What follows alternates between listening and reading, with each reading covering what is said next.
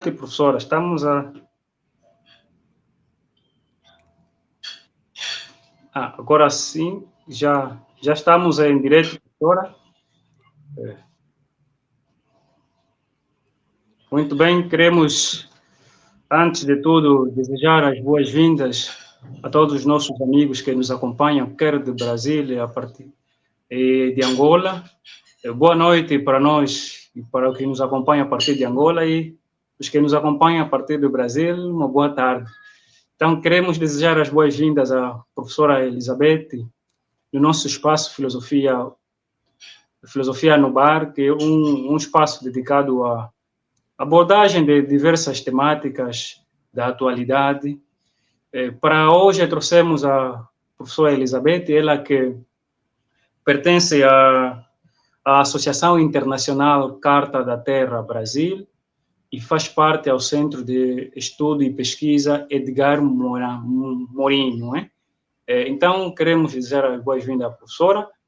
Para o nosso tema de hoje, vamos falar da Carta da Terra e o balanço ético global na COP30, que vai se realizar no Brasil entre os dias 10 e 21 de novembro.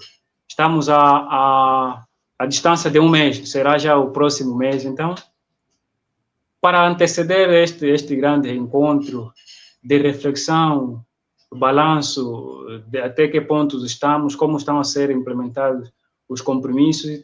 Para hoje, vamos refletir com a professora Elizabeth. Professora, seja bem-vinda ao nosso espaço Filosofia no Bar. Tenha a palavra, professora. Muito obrigada, agradeço demais esse convite. É sempre um prazer conversar sobre esta temática, né, da emergência climática, que está sendo agora muito debatida na COP30. Temos vários eventos, né, que estão antecedendo a COP30 e estamos discutindo, né, o balanço ético global. Acho que pela primeira vez se coloca a questão da ética como central numa COP, né? Então, assim, eu agradeço demais esse convite e também eu quero cumprimentar as pessoas que estão na África, boa noite, e no Brasil, boa tarde. Muito bem, professora Elizabeth. Vamos crer que as saudações chegaram para todos que nos acompanham. Já mesmo entrando no tema, professora Elizabeth, desde Estocolmo até a COP 2030, não é? Quais são os avanços, recuos, desafios que podemos, que pode ser interessante para meter em mesa para debatermos, não é? Quanto à COP 2030. Bom, muito bem. Nós temos discutido a questão da emergência climática a partir da Carta da Terra. A Carta da Terra tem sido central nos meus estudos, nas pesquisas, porque nós entendemos que não é mais possível fazer uma discussão tanto com a sociedade, mas na área da educação, eu sou pedagoga, sou professora e quero aproveitar também para cumprimentar hoje os professores. Hoje, dia 15 de outubro, aqui no Brasil, se comemora o Dia dos Professores aqui no Brasil, né? E também estamos comemorando o Dia Mundial, né, da Mulher Rural. Então, quero as minhas saudações, né, tanto aos professores quanto às mulheres rurais que travam lutas constantes para superar desafios, né? Então, a Carta da Terra olha a questão da natureza e da emergência climática como um conjunto de situações e de problemáticas que estão interconectadas e que, portanto, exigem soluções em diferentes âmbitos, não é? Então, a Carta da Terra, ela vem trazendo, né, nos seus 4 princípios básicos, né, nos seus 4 princípios fundamentais, né, para quem não conhece a Carta da Terra, né, só dando um panorama bem breve, né, sobre o que é a Carta da Terra. Ela foi publicada no ano de 2000, a partir de uma participação muito intensa de representantes dos 5 continentes, né? Então, houve todo um debate no âmbito da ONU sobre a necessidade de cuidarmos mais do planeta, né? Então, houve aí uma discussão em relação às necessidades dos diferentes continentes em relação à sustentabilidade da vida. Então, a Carta da Terra, quando ela vai fazer esse debate, né, com todos os representantes, né, dos 5 continentes, ela vai fazer essa discussão da cultura de cada continente, das necessidades fundamentais que as pessoas têm nos diferentes continentes para que tenham uma vida digna, para que tenham uma vida sustentável. Então, a Carta da Terra elege como 4 princípios básicos: o primeiro, respeitar e cuidar da comunidade da vida. Então, entendemos como comunidade da vida um planeta onde todo tipo de vida precisa ser cuidada, respeitada e considerada como sujeitos de direito. Então, a Carta da Terra sai deste olhar para a natureza apartada dos seres humanos, para colocar os seres humanos inseridos na natureza como partes da natureza, como participantes de todo esse processo, assim como outros seres, né, que também estão ali, vivem em interconexão uns com os outros. Então, é preciso cuidar da comunidade da vida. Esse é o primeiro princípio. O segundo é a integridade ecológica. Muito bem, se somos todos partes de um mesmo ecossistema mais amplo, então há uma integridade ecológica que precisa ser cuidada, né? O terceiro princípio é a justiça social e justiça econômica.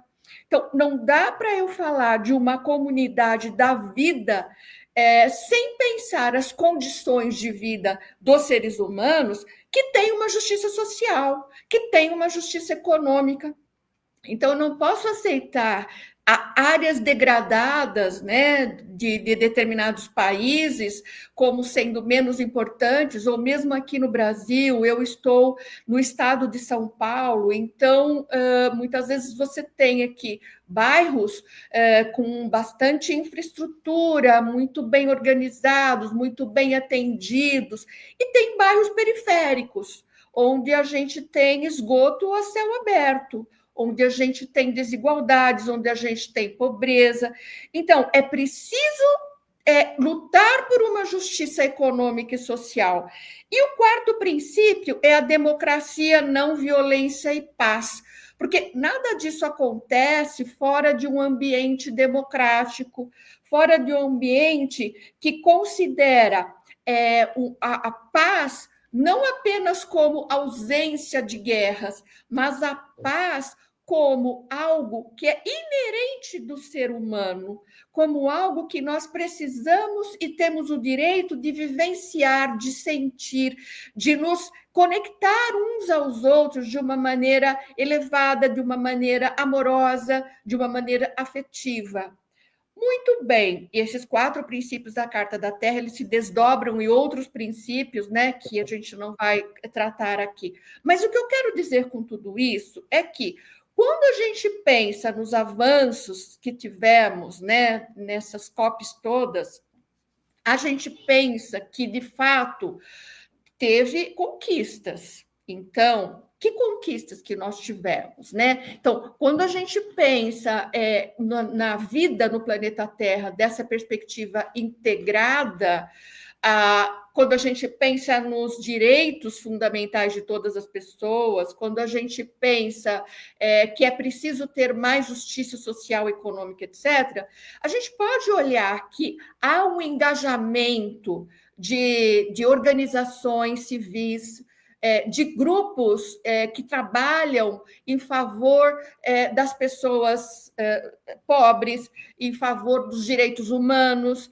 em favor, inclusive, do meio ambiente. Então, a gente tem, sim, avanços nesse sentido de mobilização da comunidade, muitas vezes local, muitas vezes de uma forma mais ampla, até global. Nós temos aqui o Greenpeace, que está em mais de 50 países, né, lutando aí pelas questões ambientais de uma maneira muito enfática, tudo mais. Então, tivemos muitos avanços nesse sentido, mas quando a gente pensa que as metas são estabelecidas nessas COPs e que essas metas dependem de uma vontade política, de financiamento, de uma estrutura fundamental para que essas coisas todas aconteçam, aí a gente tem muitos problemas. Então, a gente entende que aqui na COP do Brasil, não pode ser que não seja muito diferente.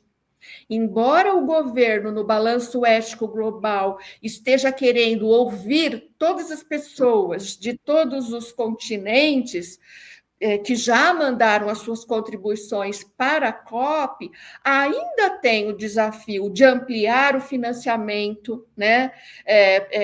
De fazer um fundo para as florestas tropicais, para manter essas florestas, de fato estabelecer a responsabilidade dos diferentes países em função das emissões de gás efeito estufa que cada um emite, enfim, nós temos muitos desafios. Eu gostaria que nós tivéssemos avançado mais, mas se tivéssemos avançado mais, não estaríamos em emergência climática.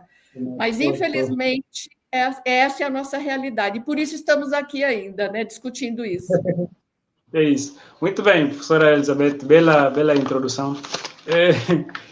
Da COP 2029, que foi realizada em Agibarzão, tiveram vários pontos, vários desafios, os compromissos que foram assumidos.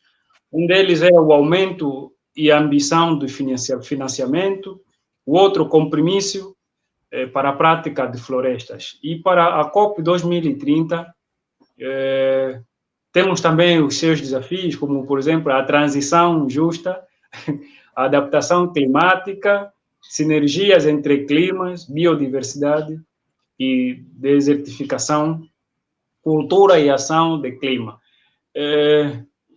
Como fazer, professora, para pressionar os Estados para que os compromissos que são assumidos nas COPs, em vez de ficarem nos papéis, vão para a ação? Como fazermos isto?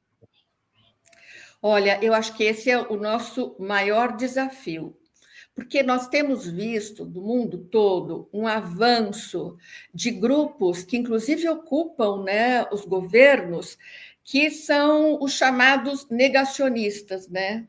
Que querem fazer as pessoas acreditarem que toda essa questão climática ela acontece porque faz parte da natureza, porque não há essa interferência da ação humana, como a gente vem discutindo.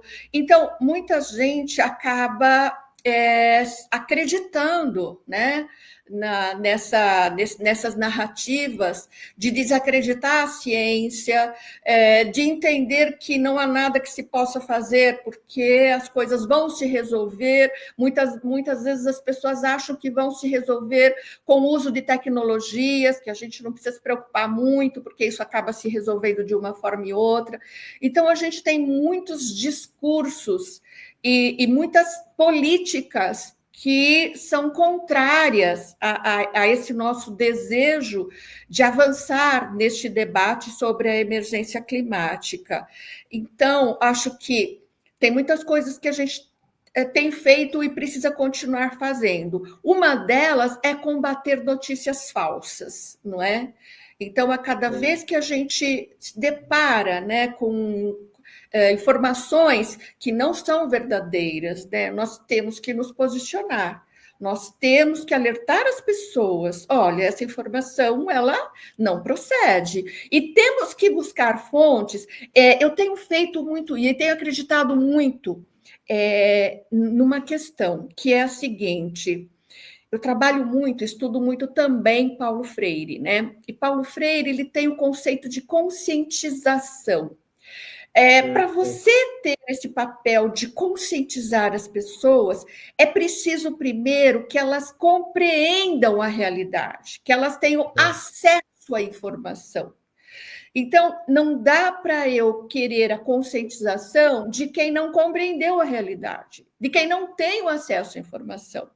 Então, o que eu tenho feito com bastante ênfase é fazer com que as pessoas acessem informações confiáveis. Então, eu até tenho feito um levantamento de sites aqui no Brasil, nós temos vários sites que são confiáveis, relatórios da própria ONU, né? Nós temos os relatórios, nós temos aqui organizações, por exemplo, nós temos organização que vai falar especificamente da questão do saneamento básico, da água e saneamento básico. Essas instituições, que são instituições sérias, que fazem estudos, que publicam relatórios, elas publicam a partir de um levantamento contínuo, e aí são dados de pesquisa, são dados de realidade. Então, esses sites, essas informações, esses dados todos, primeiro eles precisam ser divulgados, né? Para que as pessoas tenham acesso à informação. A partir do momento que você tem acesso à informação, então a gente consegue um diálogo com essas pessoas para começar a problematizar essa situação. Porque hoje nós ainda temos pessoas que passam fome no mundo todo, enquanto você tem trilhões sendo destinados à compra de armamentos, quando poderiam ser usados, por exemplo, para acabar com a fome no mundo, né?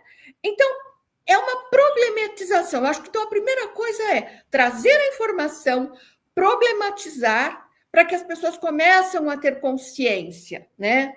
E só a partir do momento que as pessoas começam a ter consciência de toda essa problemática que está interconectada, como eu disse no começo, é dizer, a questão da fome, né? A questão dos agrotóxicos, a questão dos oceanos, né? Nós temos tsunamis de plásticos nos oceanos, a questão da poluição do ar, que aqui nós tivemos aqui cidades no Brasil em situações de calamidade mesmo, né? Então, assim, se a gente não trabalhar com todas essas informações para que as pessoas compreendam o que não permite que todos tenham uma vida digna e sustentável, se as pessoas não compreenderem, elas acabam não pressionando os líderes governamentais, elas acabam, inclusive, votando, né, para lideranças do Estado, do município, do país,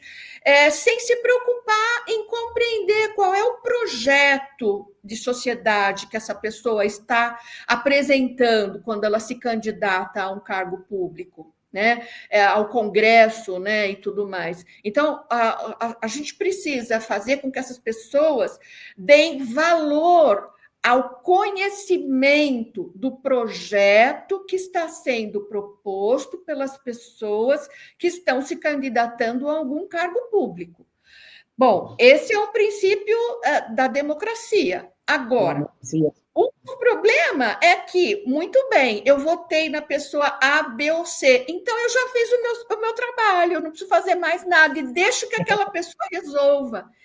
Não é, então, de novo, a gente precisa fazer com que as pessoas se conscientizem que não é porque eu votei no A, B ou C que eu não preciso fazer mais nada. Não, eu preciso acompanhar o trabalho dessa pessoa que está lá me representando, está lá representando todas as pessoas que elegeram. Então, eu preciso acompanhar. E aí eu posso pressionar. Aí eu posso ir lá, desde mandar um e-mail até bater na porta do gabinete. Ir lá e conversar e dizer, ó, vem cá, como é que você está votando nesse projeto? Por que você está votando desse jeito, né? Então, eu vejo que este é o caminho, é uma participação social mais intensa a partir de uma conscientização que precisa ser realizada. É esse o caminho que eu tenho defendido. Muito bem, obrigado, professora Elizabeth. Eu vou me apegar ao quarto ponto, que é democracia, não violência e paz. Eu tenho estado a pensar que o cuidado que temos com a natureza, embora o problema ecológico seja um problema global, não é? Que todos nós estamos chamados a dar, cada um onde estiver, dar a contribuição para este problema que nos afeta a todos nós, mas ele também resulta muitas das vezes da compreensão que cada povo tem de si, né, de homem, porque, professora Elizabeth, nós, por exemplo, enquanto Bantu, temos uma compreensão antropológica diferente de outros povos.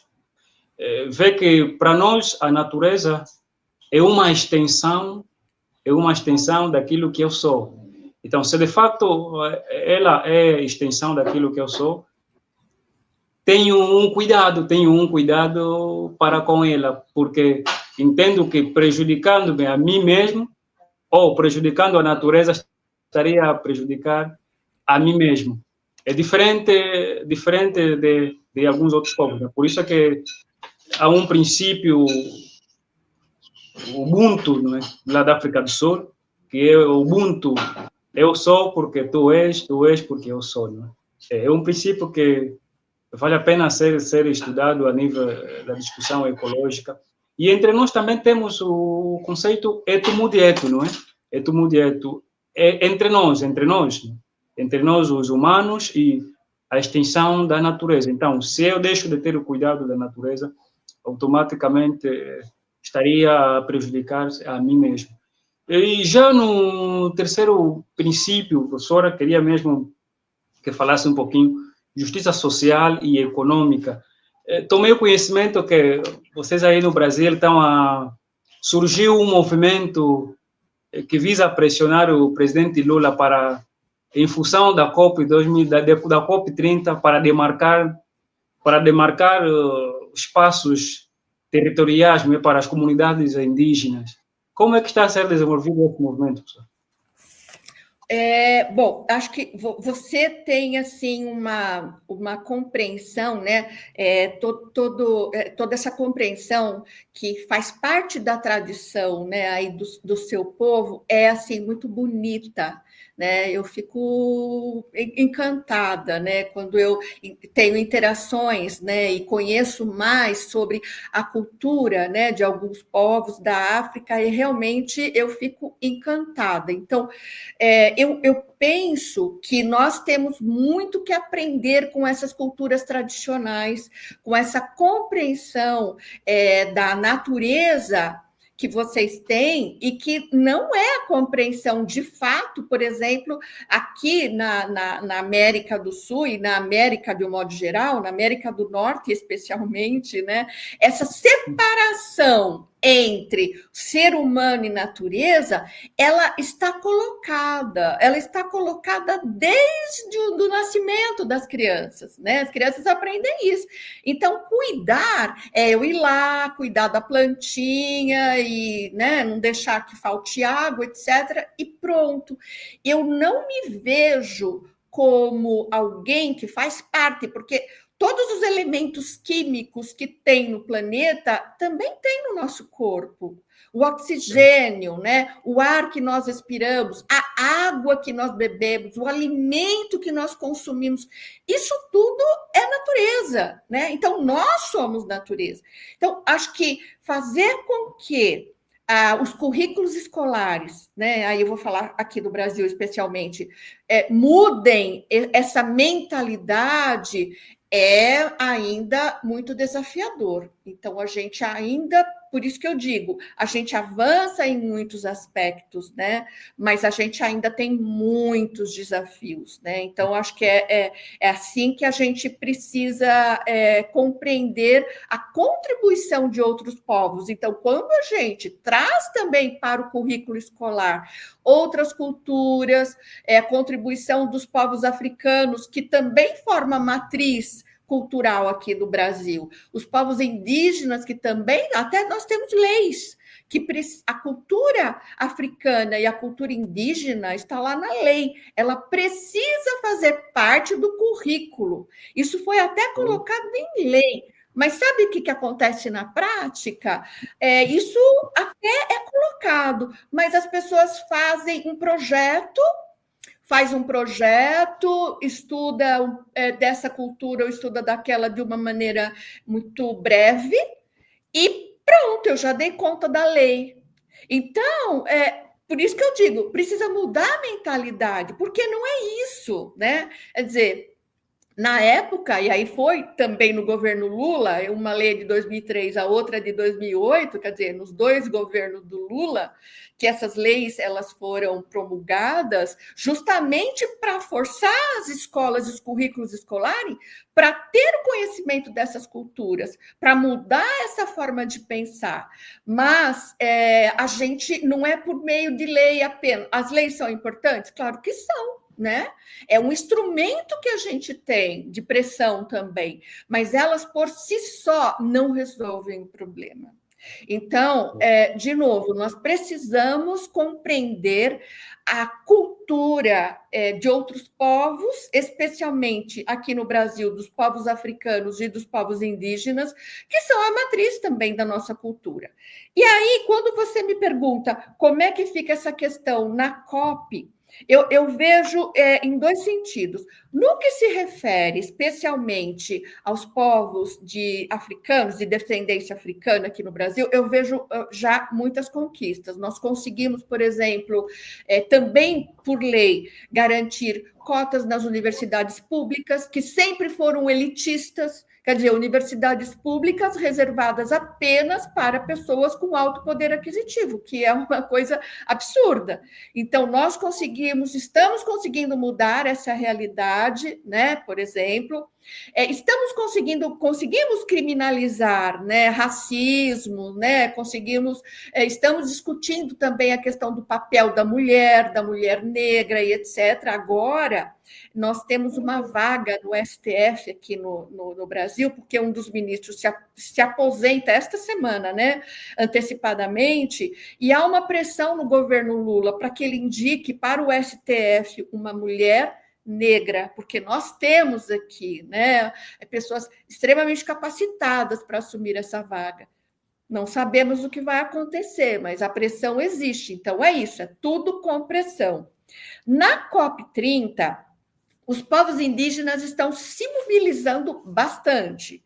Eles estão participando, estão lá, estão se mobilizando, mas o que acontece? A gente tem aqui um problema muito sério, que é o Congresso. Apesar de termos um governo Lula, que é progressista, tudo mais, ele teve que fazer muitas alianças para poder governar, né? Democracia acaba sendo construída meio que por meio de alianças que tem que ceder, né? Muitas pautas que são caras para a gente, mas que não são valorizadas pelo outro, então você cede de um lado e de outro. Mas nós temos aqui um Congresso Nacional bastante reacionário. Eu não diria nem conservador, eu diria reacionário mesmo. E eu digo por que reacionário? Porque, por exemplo, nós estamos com um projeto de lei que a gente está chamando projeto de lei, PL do veneno, PL da devastação, porque é um projeto de lei que retrocede avanços que nós já conquistamos. E aí o Congresso barra esses avanços com outro projeto que agora permite por exemplo, né, uma das propostas nesse projeto, autodeclaração, quer dizer, eu não tenho mais que para fazer uma atividade que vai, por exemplo, desmatar alguma região, eu só preciso declarar que, olha, eu não estou fazendo nada de errado, eu me comprometo a não prejudicar o ambiente, eu me comprometo. Não é assim. Isso precisa de fiscalização, isso precisa de autorização. Então, essa é uma mudança na lei terrível, né? Então, nós temos um Congresso agora, aí o Lula vetou muitos artigos desta lei, desse projeto de lei, e quando o Lula veta, volta para o Congresso. E sabe o que acontece? O Congresso pode derrubar os vetos do Lula. Isso vai acontecer amanhã, quinta-feira, né, dia 16 de outubro, amanhã. Então, nós estamos aqui no movimento de pressão muito grande para não deixar o Congresso derrubar esses vetos, porque se derruba, todas as conquistas que a gente tem, elas retrocedem, né? E a mesma coisa acontece com a demarcação das terras indígenas. A gente teve aqui muitos assassinatos, inclusive, né? Em função da briga pela terra, né? Então, a demarcação, ela também passa por um Congresso que precisa legislar sobre isso. E aí a gente não encontra apoio nesse Congresso. Então, por isso a pressão, por isso a gente precisa ir para as ruas, precisa estar lá em Brasília, participando, discutindo, pressionando, né, para que o Congresso, de fato, veja que há uma pressão social que faz com que eles pensem duas vezes antes de votar contra aquilo que é de interesse do povo, né? Então, assim, a gente está com bastante esperança da participação dos povos indígenas, das conquistas dos povos indígenas nesta COP, mas, ao mesmo tempo, sabemos que não temos muita garantia de que as coisas vão acontecer do jeito que a gente gostaria. Enfim, vamos ter que continuar pressionando e aguardar para ver quais serão as eventuais conquistas. Vamos ver. Muito bem. Professora Elizabeth, a COP 2030, ou seja, a Carta da Terra, desde 2000, que foi o ano da sua criação e da sua divulgação, pode ser um instrumento para colocar em pauta nas COP, neste caso nas COP, de modo particular a COP 2030, para que seja o documento guia ou mestre das diversas resoluções que daí podem sair?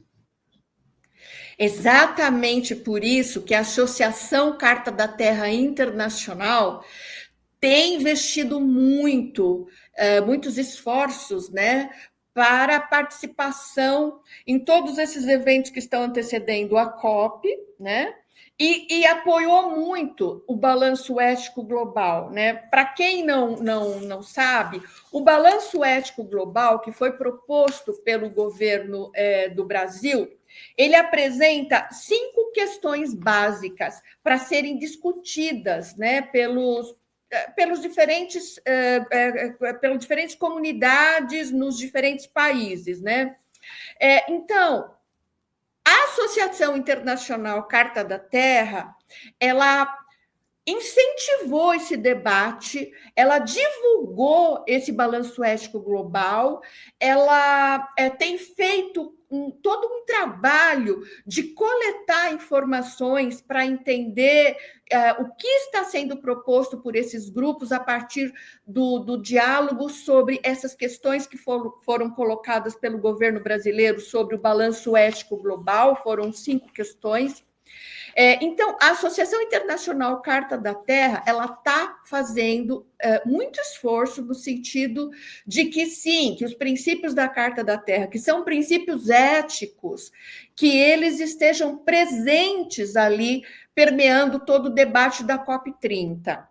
Agora, veja, Quando eu começo a trabalhar com a Carta da Terra na pós-graduação, na universidade, o que eu constato? Isso não faz muito tempo, não, tá? Poucos anos. O que eu constato? Pouquíssima gente conhece a Carta da Terra, aqui no Brasil, pelo menos, né? Pouquíssima gente. Então, as pessoas não conhecem a Carta da Terra. E aí eu começo a desenvolver pesquisa junto com os meus orientandos de mestrado e doutorado na área de educação, para fazer as suas pesquisas, trazendo princípios e valores da Carta da Terra para a pesquisa.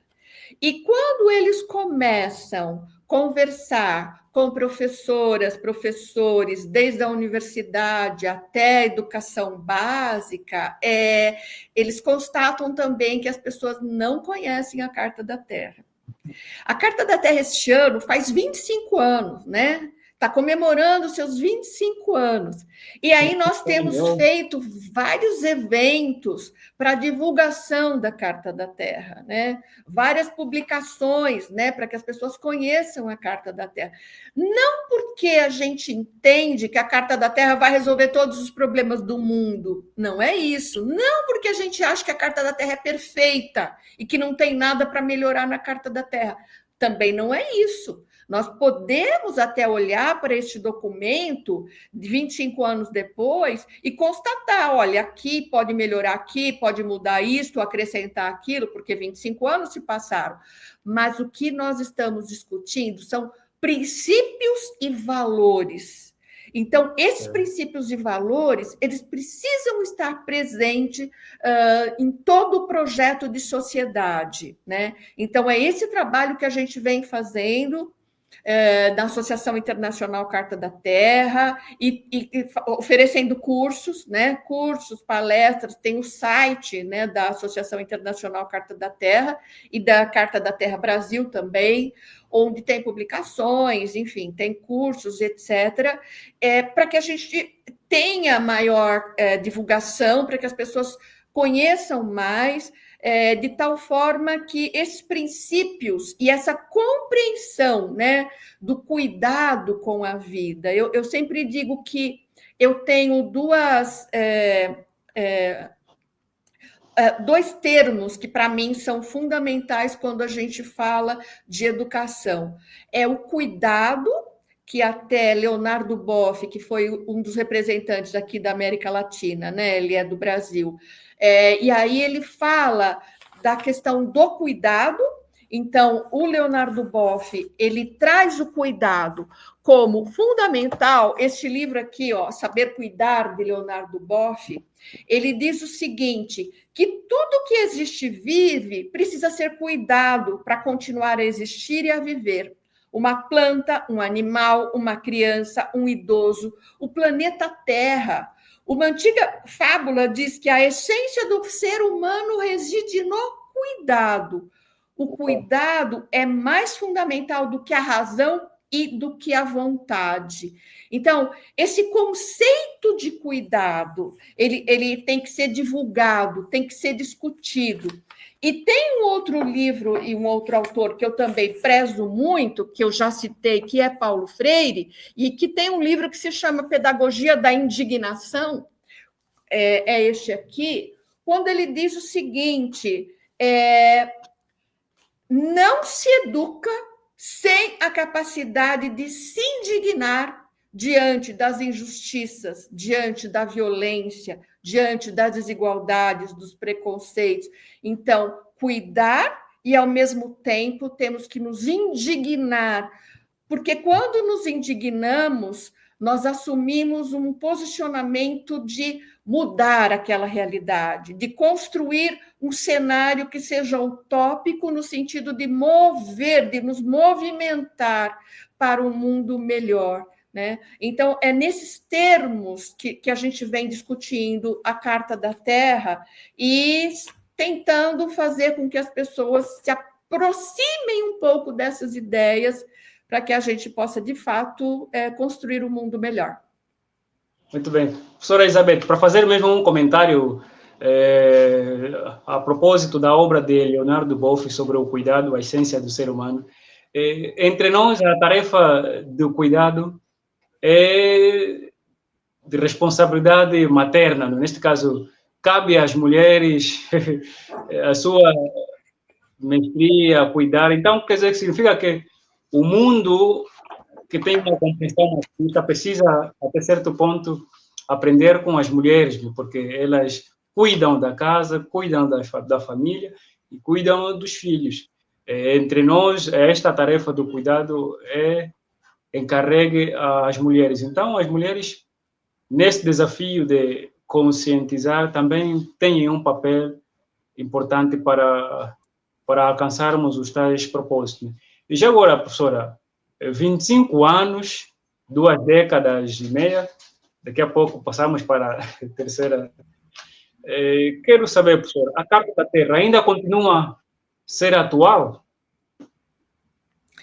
Então, do meu ponto de vista, sim, ela ainda é atual, porque esses princípios que eu citei no começo, né, eu acho que são princípios universais e são princípios éticos.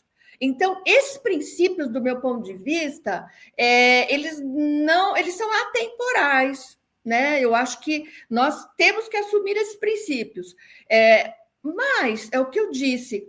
Por exemplo, nós podemos pensar que é necessário um trabalho mais efetivo para se compreender, por exemplo, a questão da sustentabilidade. Eu já até tive colegas que disseram: olha, a Carta da Terra não deveria usar o termo sustentabilidade.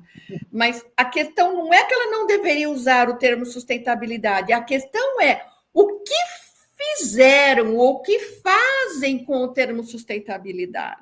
Transformam isso numa visão capitalista de sustentabilidade. Então, a Carta da Terra, muitas vezes, precisa deixar isso um pouco mais claro, precisa deixar essa discussão um pouco mais óbvia, né? Porque as pessoas acabam se apropriando de alguns termos para fazer uso em outro sentido, mudam o sentido, né? Mudam o significado, inclusive, né? Então, é assim que eu vejo que a gente poderia, sim, mas é isso, como é um documento que foi escrito a muitas mãos, né? O próprio Leonardo Boff fala do movimento participativo democrático, porque imagine o que foi discutir, isso demorou anos, você discutir com representantes de diferentes continentes, com línguas diferentes, com culturas diferentes, com religiões diferentes, com leituras de mundo diferentes. Não é fácil, não é uma tarefa fácil você agregar tantas pessoas com suas especificidades para produzir um documento único que represente aquilo que elas pensam de forma coletiva. Então, não se trata mais de fazer outra Carta da Terra, porque esse processo, do meu ponto de vista, ele foi extremamente rico, extremamente representativo e participativo. Então, não se trata de se fazer outra Carta da Terra, mas se trata, sim, de fazer uma leitura atualizada da Carta da Terra, né, para entender o que aconteceu nesse nosso percurso de sociedade que tem um modelo de produção e consumo capitalista, por exemplo, né? O que aconteceu nesses 25 anos para que a gente tenha agora que buscar outros referenciais para discutir a Carta da Terra, né? É por isso que eu digo, quando eu trago para vocês própria obra de Leonardo Boff, de Paulo Freire e de Edgar Morin. Então, por exemplo, o que nos diz Edgar Morin? Que nós, ao entender que nós estamos enfrentando uma policrise, porque não é a crise climática, ela não é uma crise única, ele chama disso de policrises, porque ela é social, ela é política, ela é econômica, ela é cultural, é uma policrise. Se é uma policrise, ela exige referenciais diferentes. Ela exige saberes da arte, né? Do cinema, das expressões diversas, das diversas expressões artísticas, tudo mais. Ela exige a participação das ciências naturais, das ciências sociais, ela exige a participação da história, da sociologia, da filosofia.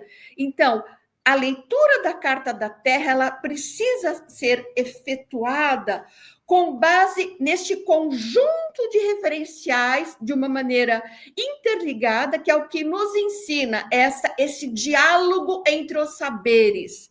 Edgar Morin, ele trata muito disso, né?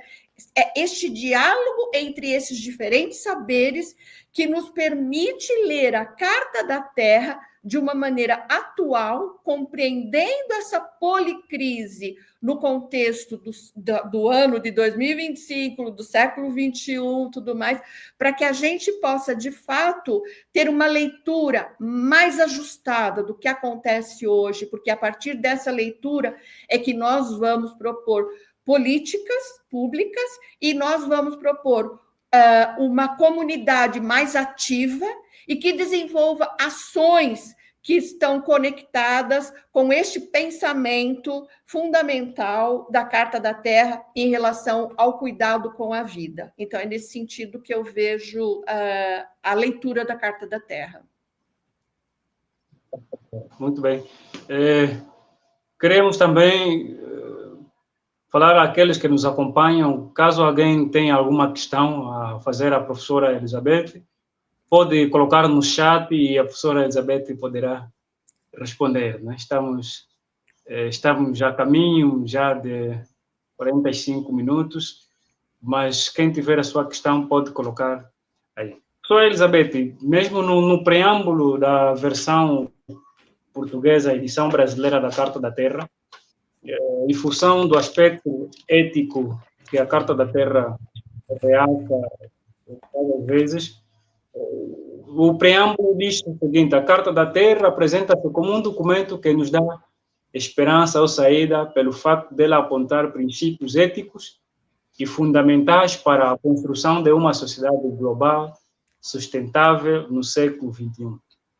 Então, a Carta da Terra é exatamente este instrumento, né, que nos ajuda e combate a visão dualista, não é? Da visão dualista, ou seja, a natureza está separada e o homem para este lado. Então, a Carta da Terra contribui para que tenhamos esta visão holística, ver a natureza como extensão do ser humano, e também não é uma visão antropocêntrica, porque aqui coloca, e gosto bastante quando se fala da comunidade da vida. Confesso, professora, o primeiro dia quando tive contato com a Carta da Terra e li logo o primeiro princípio, o respeito e cuidar da comunidade da vida, fiquei com a comunidade da vida como se, na verdade, nós estamos acostumados a pensar o homem no centro de todo, e a Carta da Terra vem nos chamar a atenção que não. Devemos também nos preocupar com todos os outros seres existentes. Não é? É responsabilidade, aqui a reflexão de Leonardo Boff é relevante, é responsabilidade do homem cuidar destes outros seres que existem também na natureza. Então, professora Elizabeth, vejo que até agora ninguém colocou nenhuma questão. Já mesmo para terminar, queria que a professora pudesse fazer uma conclusão, apelos, considerações. É o momento, professora. Ok. Bom, em relação a eventuais comentários ou perguntas, ou se quiser continuar essa conversa, é possível também mandar um e-mail, né? Meu e-mail é betcampos, tudo junto, @terra.com.br, BETE, campus, tudo junto, @terra.com.br. Pode me mandar e-mail também, podemos avançar nessa conversa. Agora, para encerrar, eu penso que nós precisamos de uma esperança. Paulo Freire fala do verbo esperançar, porque não adianta apenas ficarmos sentados esperando de braços cruzados, né? O esperançar que ele fala é ter a esperança com ação, né? Esperar para ele é agir, né? E, enfim, eu acho que Paulo Freire ele vem nos ajudando a compreender que é preciso ter atitudes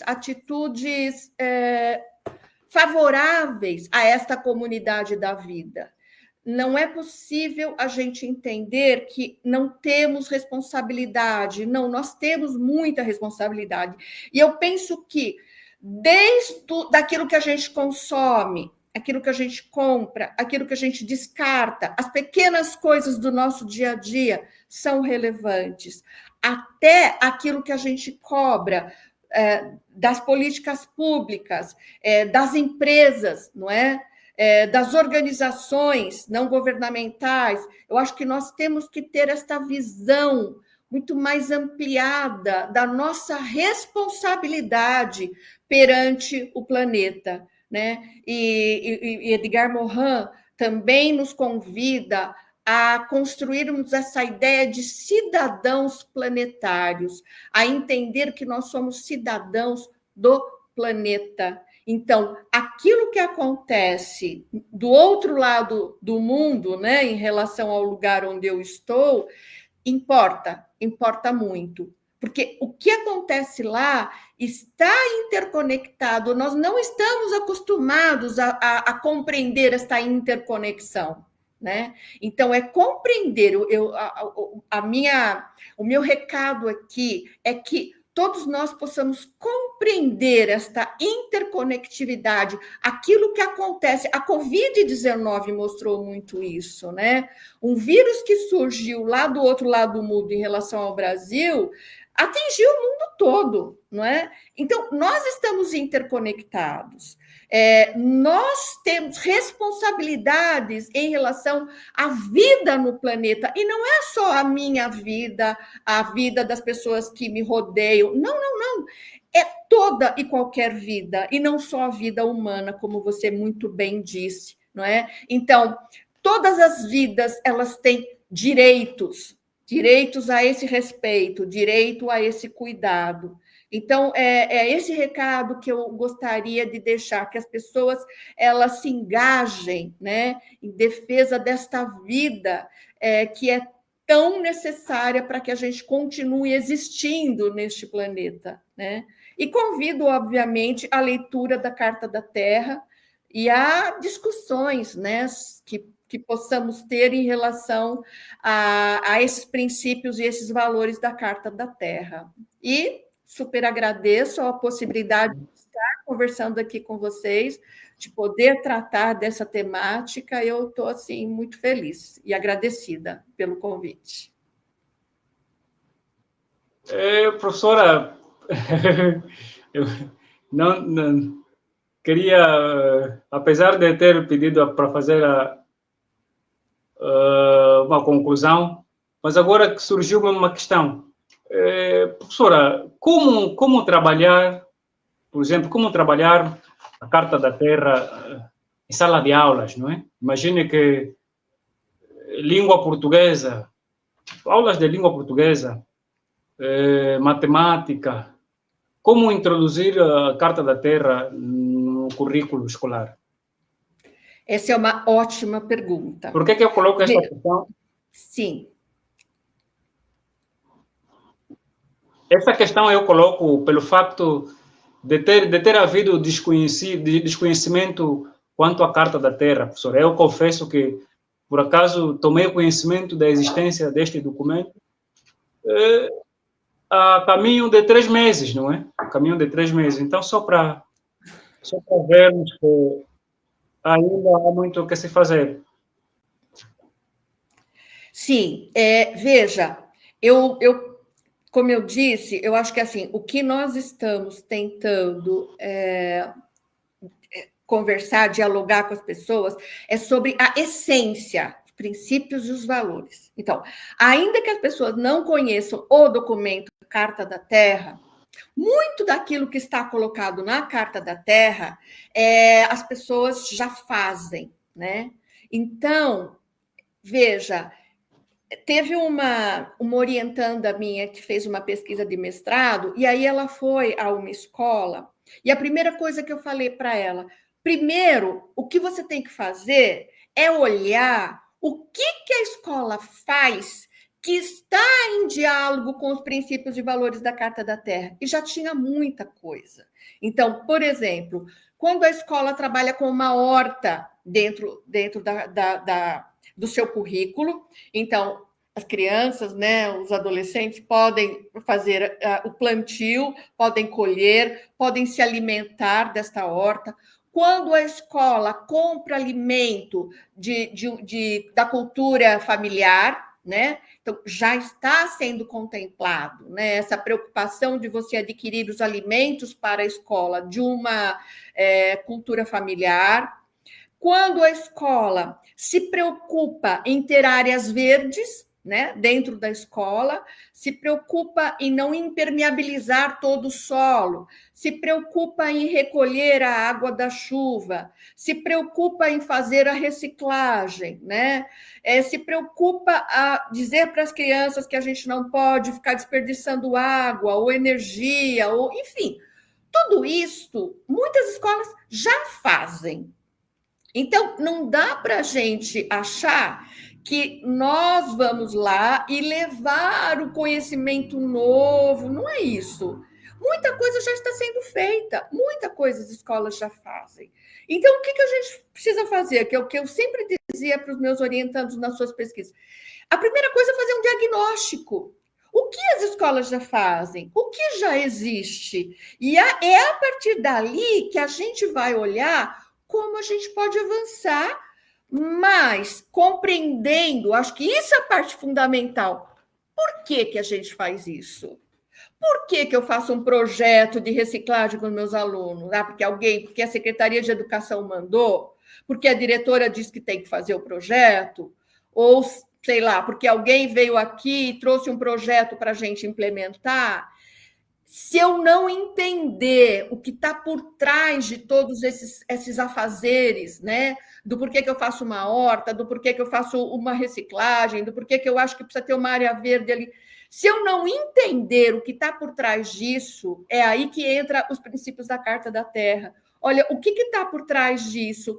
A gente cuidar da comunidade da vida, a gente pensar numa integridade ecológica, a gente trazer a participação das crianças para discutir os problemas da escola, inclusive para decidir sobre o uso de verba. Isso é democracia, é ter um ambiente participativo, é você discutir os conflitos a partir do diálogo com as crianças. Então, eu estarei, sim, trabalhando com os princípios da Carta da Terra. Então, a Carta da Terra, ela entra para fundamentar esses princípios, para as pessoas terem consciência do porquê que eu faço este ou aquele projeto.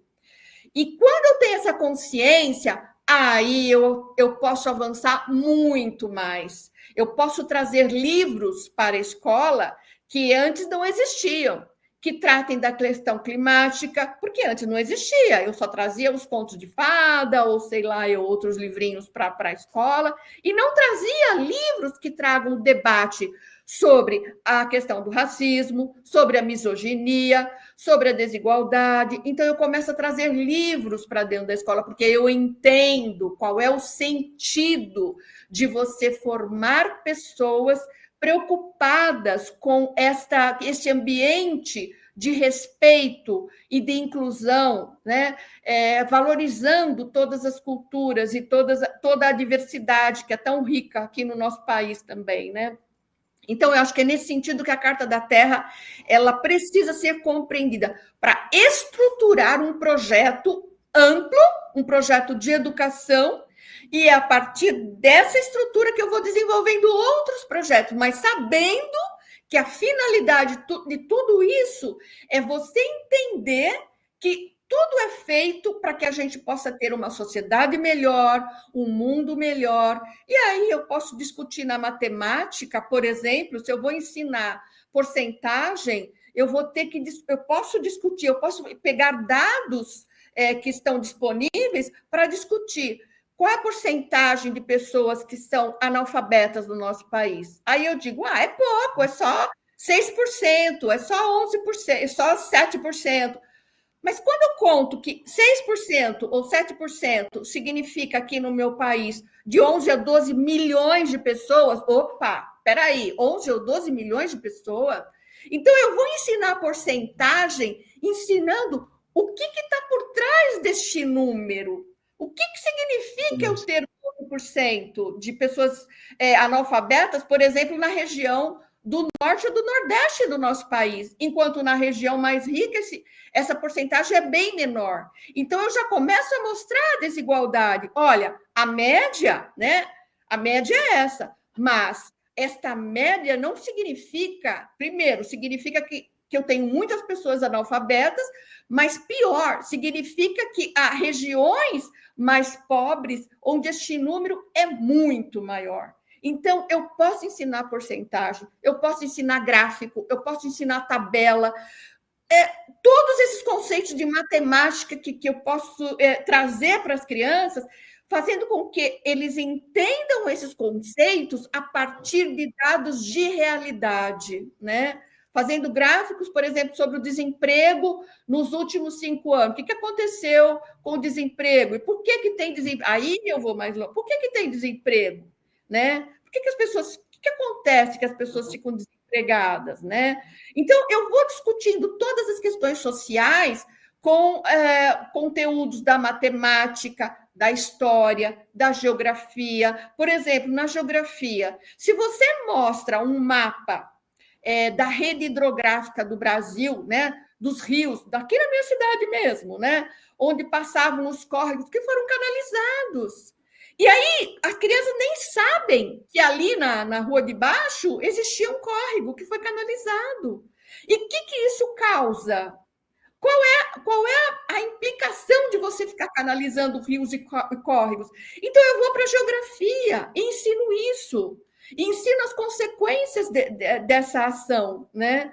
Então, é por isso que eu digo, há N possibilidades de você trabalhar com as disciplinas, né? De ciências, de história, de geografia, enfim, de filosofia, de sociologia, de matemática, toda de língua portuguesa, mas você trazendo esses conteúdos para possibilitar a leitura da realidade. O conteúdo ele não tem uma finalidade em si. O conteúdo é para possibilitar que os estudantes consigam fazer uma leitura crítica da realidade, para que eles possam ter ações de mudar essa realidade. Então, é assim que eu vejo a Carta da Terra na educação. Muito bem, muito bem. Gostei, professora Elizabeth. Obrigado mesmo pela disponibilidade e por dedicar algum tempo estar aqui conosco, falar sobre o balanço ético da Carta da Terra. Também queríamos aqui dizer aos que nos acompanham que quem quiser ter acesso à Carta da Terra, basta ir no Google, fazer uma busca e lá vai aparecer. Não é? Há diversas versões. Eu, por exemplo, tenho essa versão, uma versão um pouquinho mais resumida, e tem tantas outras edições da Carta da Terra. É um documento, um manifesto que vale a pena ser lido e tê-lo como fonte ou referência para as nossas abordagens quanto à questão climática, porque, na verdade, as outras perspectivas centram-se colocando o homem e o avanço tecnológico no centro. A Carta da Terra convida-nos a fazermos uma abordagem inclusiva, não é? Inclusiva no sentido de que todos nós somos partes da Terra e devemos caminhar juntos de mãos dadas, não é? De mãos dadas, e cada um é chamado a cuidar do pedaço de terra ou do espaço onde estiver, porque embora o problema seja feito em partes diferentes, mas os efeitos, todos nós podemos viver, né? Todos nós viveremos os efeitos do mau cuidado da natureza. Então, cada um onde estiver é chamado a engajar-se no cuidado da natureza. Muito obrigado, professora Elizabeth. E para...